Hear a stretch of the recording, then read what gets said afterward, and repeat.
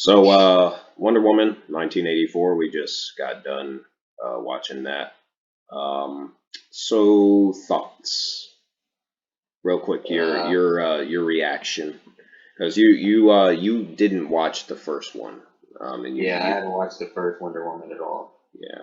Uh, So yeah, this is my introduction. yeah. Well, Yeah, after going to, oh, go ahead. or were you back there?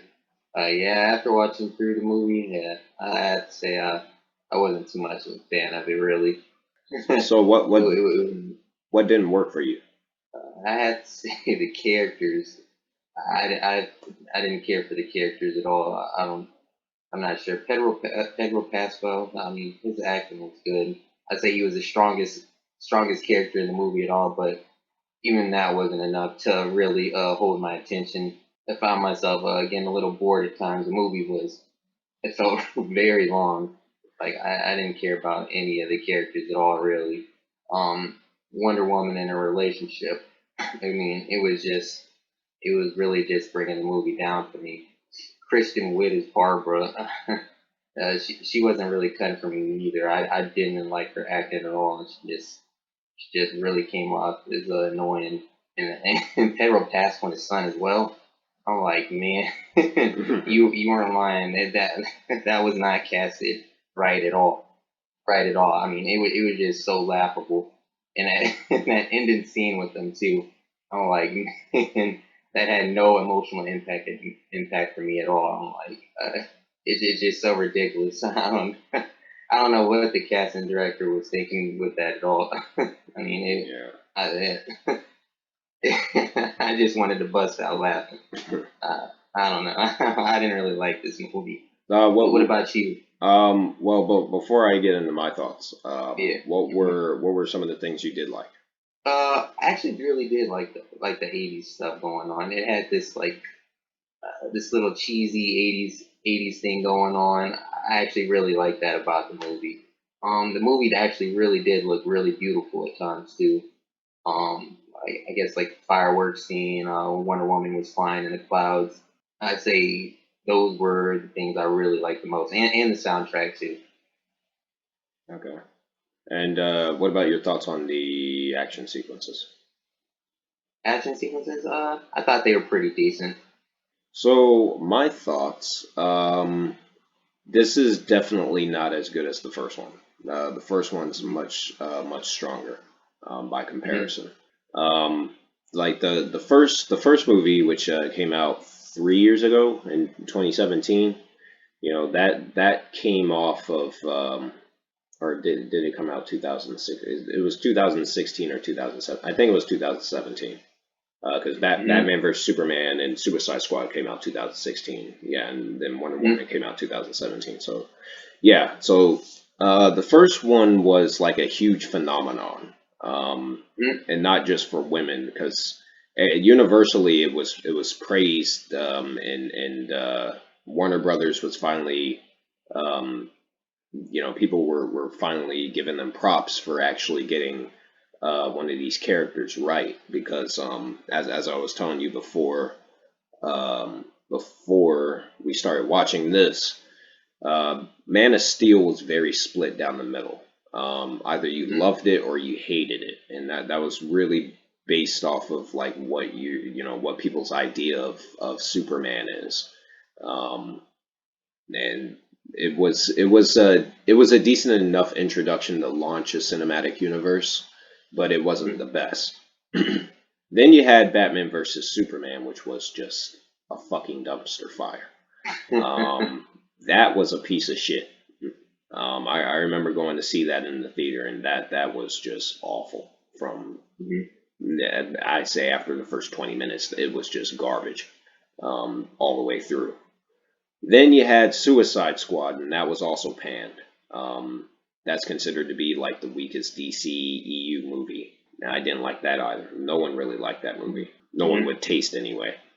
Then you had Wonder Woman, and Wonder Woman was like the first one that was like, oh my god, this movie's great. They finally got one of these characters right, and yeah, and then Aquaman was praised as well. Not as much as Wonder Woman, but it was the majority still liked that movie. And then you had Shazam. Shazam was okay. They could have done a better job, but what can you do with the concept of a boy that turns into a man that can summon lightning? So now we have Wonder Woman 1984. As a sequel, it's okay. It could have been a lot better though. The things like when I first watched it the first time, I liked it a lot more the first time I watched it, and then the second time I started to notice more of the flaws. The first time, like I said, I enjoyed the action sequences, specifically the truck sequence in Cairo. I think it's in Cairo or wherever they were in Egypt. That was a really good action sequence. I think that's the strongest action sequence in the movie.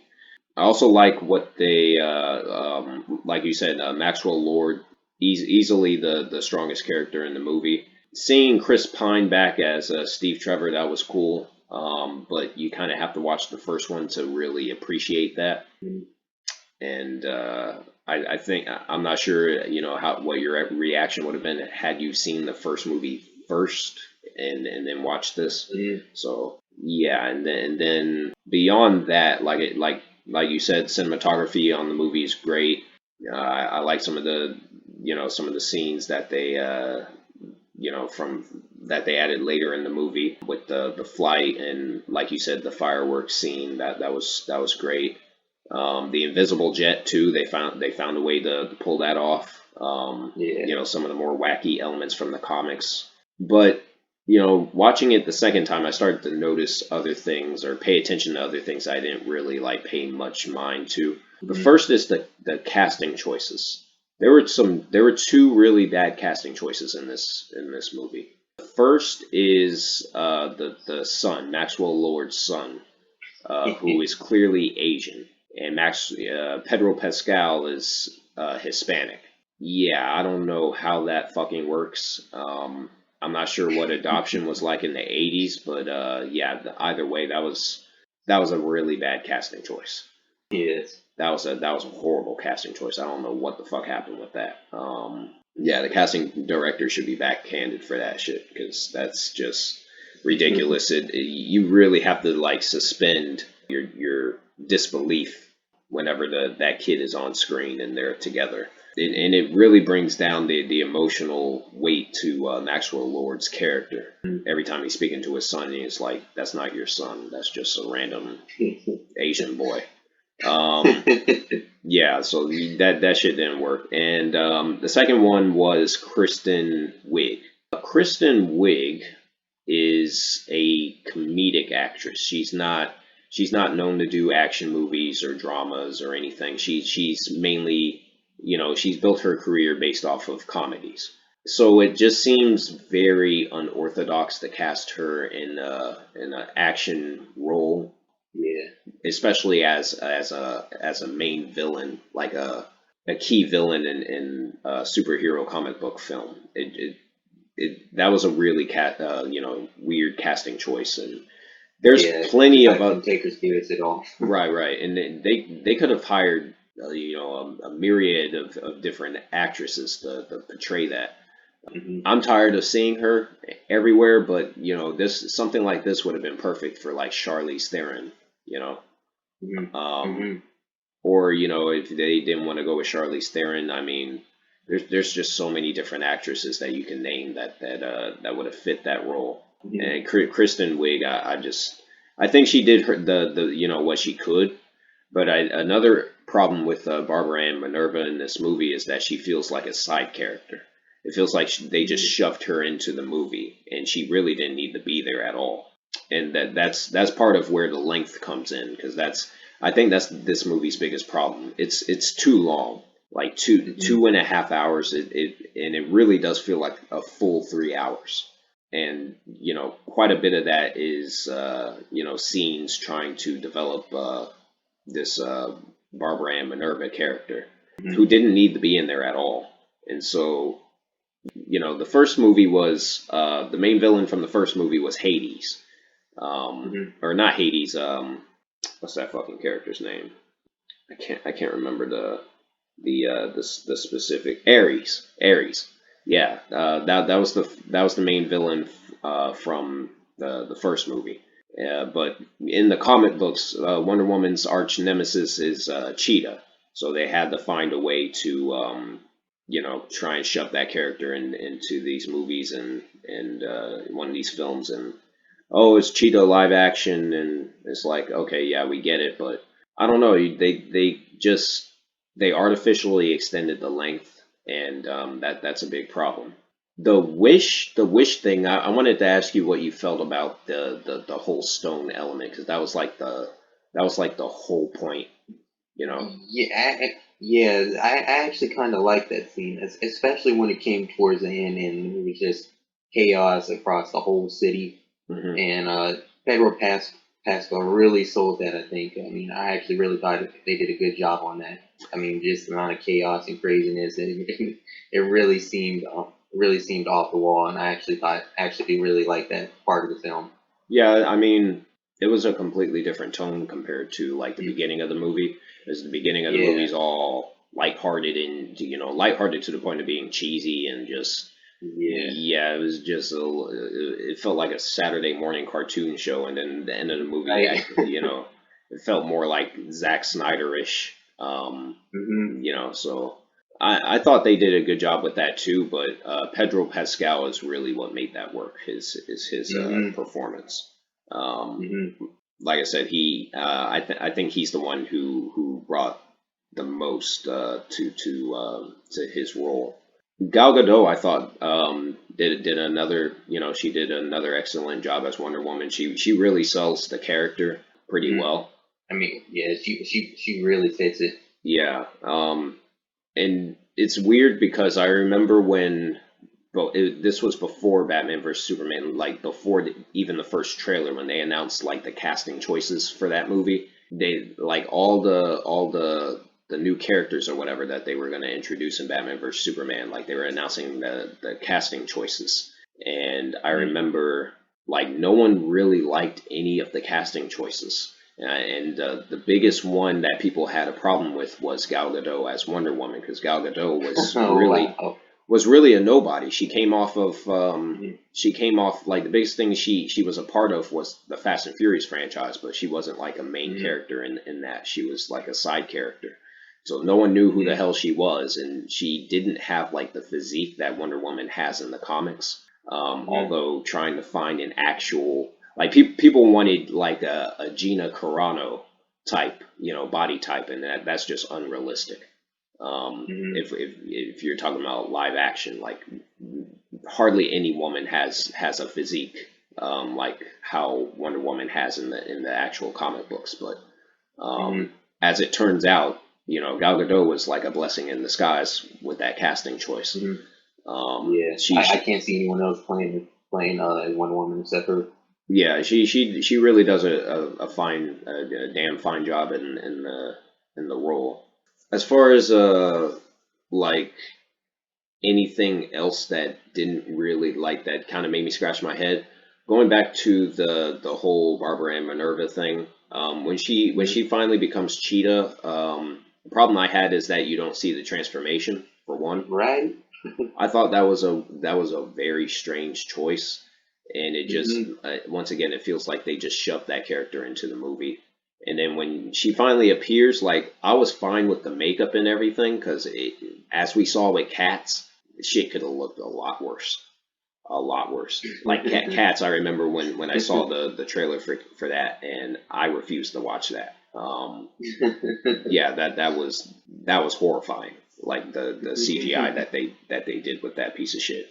And this is not that. And mainly because they retain more of Kristen Wiig's face. Hmm. It wasn't as cat-like as they could have made it. So they made it Hmm. look more human, like more of a hybrid, which was a good choice. Yeah, I Um, agree. I don't think it was bad either. I do just wish they showed the transformation though, instead yeah, of just pushing around like that. well, yeah, yeah. Another thing to me though was you see Cheetah for like 5 minutes in Yeah. the entire movie. It's like, and not only do you see her for 5 minutes, she then reverts back to her human form, and I'm like, so I guess that's it for Cheetah in the DCEU. It's kind of, I don't know. It feels like a waste, you know, because Hmm. the whole movie they spend all this time doing all this build up with this character, and then after the transformation happens, you see the character for like again 5 minutes, and that's it. And it's like, Yeah. okay, yeah, you guys really just forced this character into the movie just to Hmm. sell, just to try and sell tickets. Little did they know, coronavirus said, yeah, you can put it in theaters all you want, but because of me, no one's gonna go see it in theaters. So this movie was supposed to come out months ago. Same with a lot of other theatrical Hollywood movies, but because of coronavirus, it was put on the back burner and delayed multiple times. And then finally, Hmm. they decided to do a dual release on HBO Max and then in theaters if you want to go see it in theaters and take the risk.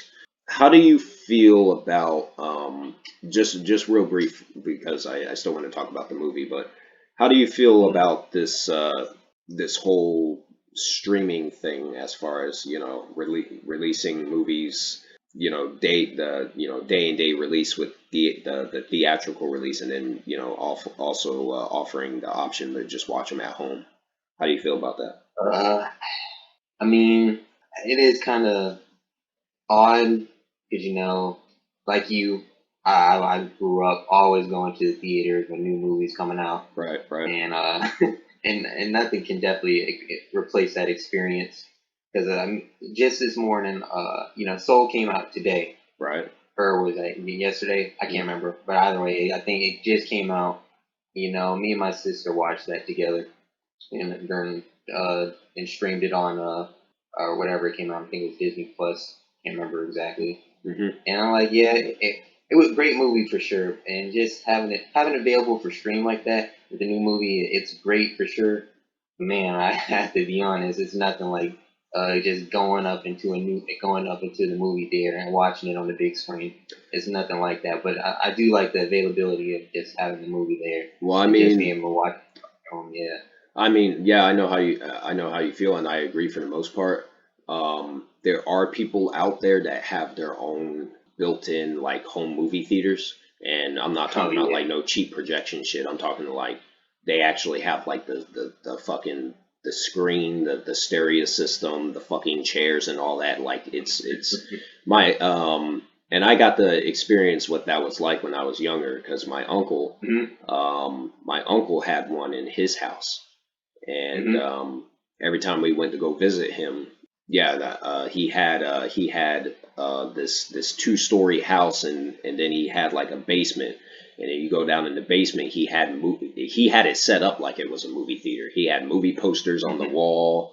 The walls were like how you go to inside a movie theater, and it was lined with Dang.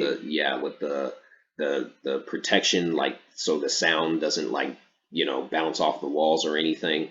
Hmm. He had it just like that, and then he had the fucking leather seats and the big stereo sound equipment, and Hmm. like you could tell that shit was expensive. And some people do have it like that where they have their own built-in theater experience, to where Hmm. they didn't have to go to the movie theater even before the coronavirus. They could Hmm. just watch everything at home. And so Hmm. for those people out there, good for you. For people who aren't in the movies like that, who don't go see the movies like that, and they just treat the movies as just basic entry level entertainment here and there, they're not going to Hmm. be affected by that. But for people like you and me who really do enjoy the movie theater, Hmm. yeah, it does it doesn't ruin the experience completely to watch a new movie at home, but it does put a damper on it for sure. Hmm. I know I love going to the movie theater, and people always complain Hmm. about, well, have to deal with other people's kids, and you have to deal with other people. It's like it's all based on what time you go. Yeah. If you take a 7 o'clock showing, you're gonna get the fucking idiots who bring their kids in, and motherfucking teenagers on their phones and, lights in your face and people sitting in front of you, and you're gonna get that. Yeah. The best time to go see a new movie is right when it comes out, first showing, during the day. That's the best time to go, and you avoid most of the traffic in the theater. You avoid most of the crowds and everything. So coronavirus has really changed the game.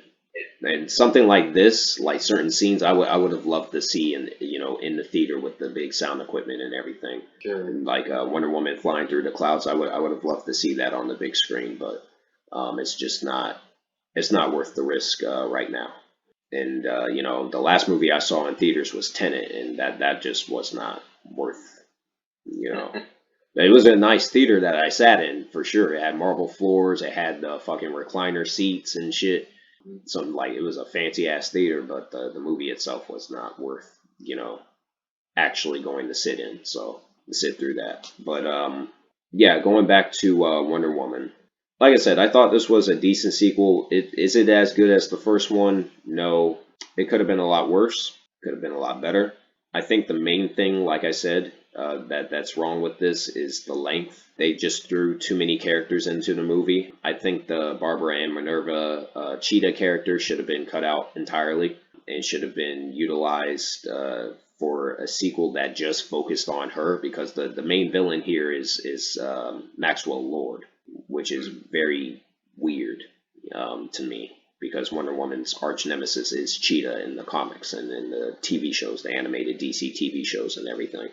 So yeah, that just seemed like a very strange choice to me that they made. And had they cut out more and made the movie more tighter, cut out that the silly intro that was unnecessary, that the cheesy intro and shit, I think this would have been a lot better. But like I said, not terrible, just not as good as the first one, clearly. Yeah. I'm really interested in seeing the first one now. Yeah, I definitely encourage you to check out the first one. The first one was great. Yeah, Put that on my watch.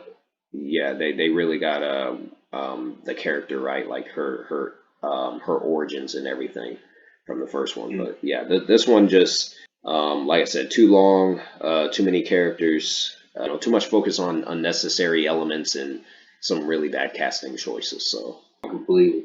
yeah, so that's Wonder Woman 1984. Did you have anything else you wanted to add? Nope. I think you hit the nail on the head with all of that. Yeah, so Wasn't too much to think. Yeah. yeah, so I'm not sure what the next DC movie is. They had two this year. They had that Harley Quinn movie, which was just Oh yeah. How was that? some bullshit. It wasn't as bad as like Suicide Squad or Justice League, but it wasn't that great. The funny thing about the Harley Quinn movie is that title. If you search that up real quick.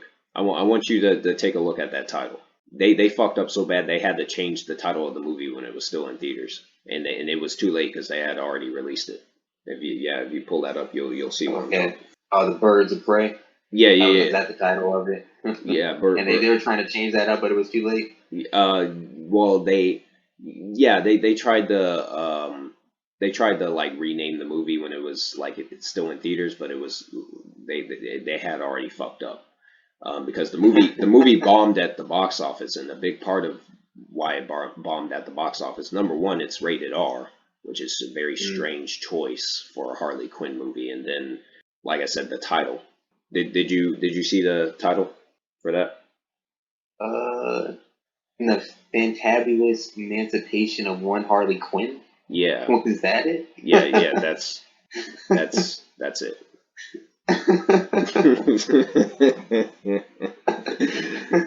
It's like, I don't understand how the fuck that title was green lighted, and they thought it would be cute to release that in theaters with that title. Yeah, that was just, I don't understand that at all. What did some of these people think? Yeah. Financial suicide, that's what they're thinking. Clearly. Yeah, they're going way over the top. Hmm. Funnily enough, Margot Robbie, she's played Harley Quinn twice, and in both of the movies she's played Harley Quinn so far, both of them bombed.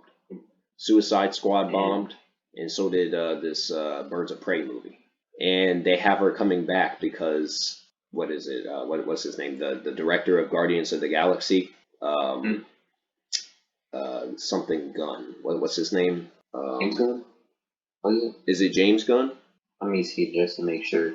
It's James Gunn. Yeah, James Gunn. So originally he was fired from. You might not know the story, but originally he was fired from Disney for some tweets he made talking about making jokes about child pornography or something that he uploaded years ago to one of his social media accounts. And then he was hired by Warner Brothers to direct like a Suicide Squad reboot slash sequel because the first movie bombed, and so they're trying to do like a reboot or whatever. And then Disney later rehired him so he can direct Guardians of the Galaxy 3, which is funny. Yeah, but yeah, they have Margot Robbie returning as Harley Quinn. That's how much people like her as that character.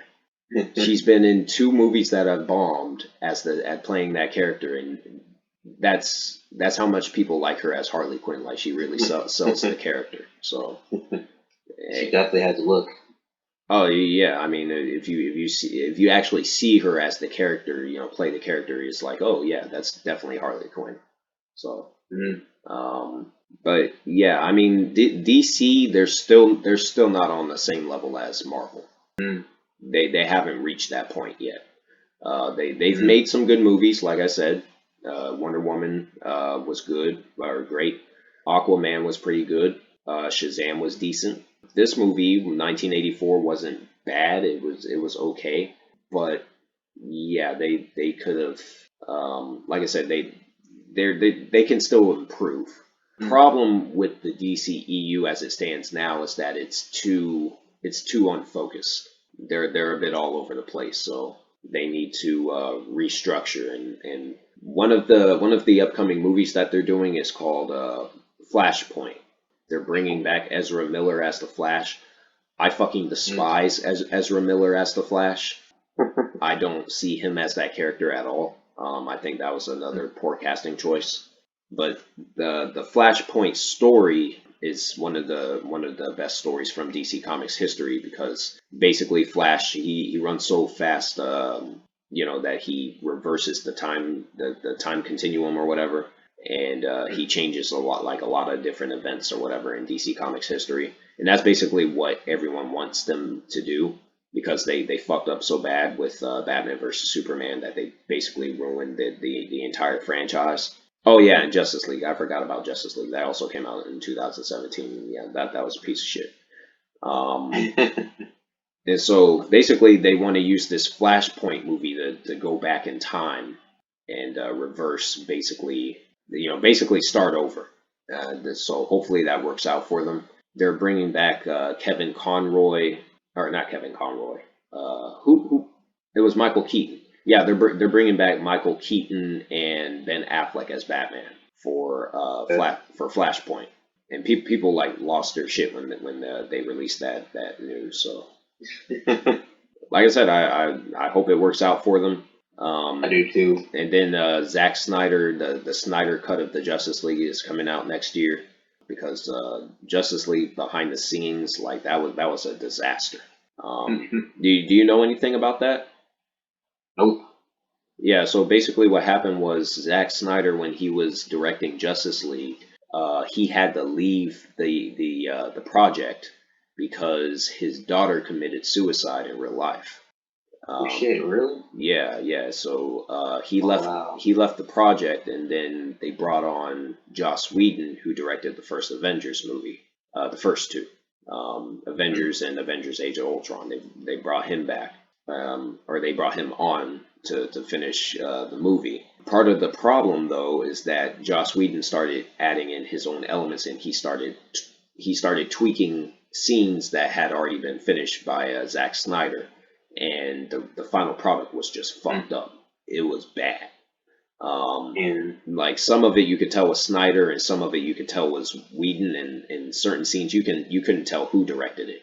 And then there is the infamous mustache CGI mustache with Henry Cavill, because he at the time he was directing Mission Impossible 6, and so they called him back to do some reshoots as Superman, but contractually he was not allowed to cut off his mustache, so they had the CGI out his mustache, and you could tell the mustache was still there watching the movie. Like that's how bad the CGI was. Yeah, so yeah, Justice League was a fucking disaster. Everyone's looking forward to the Snyder Cut. Personally, I'm not, because Zack Snyder is a big part of the reason why the DCEU has had such a hard time. He directed Man of Steel and Batman vs Superman. Like people wanted him gone after Batman vs Superman. Like we don't want you here anymore. So yeah, I don't know why people are looking forward to that. That's apparently coming out on HBO Max next year. And then they didn't even get all the actors to come back for that. Like Gal Gadot, she didn't participate in the Justice League reshoots for the Snyder Cut. So yeah, hopefully that works out for him. But to me, I already saw Justice League. It was a bad movie, and I don't really have any interest. So, but anyway, that's what's going on with DC. Marvel still owns it when it comes to the movies and shit. DC still owns it when it comes to like video games and animated television shows and animated movies and all that. So that's really where it's at. But nothing has really changed. So yeah, that's what we thought about Wonder Woman 1984. I think I liked it slightly more than you did. Like I said, the DCEU is still a mess right now. So I guess it really doesn't matter either way.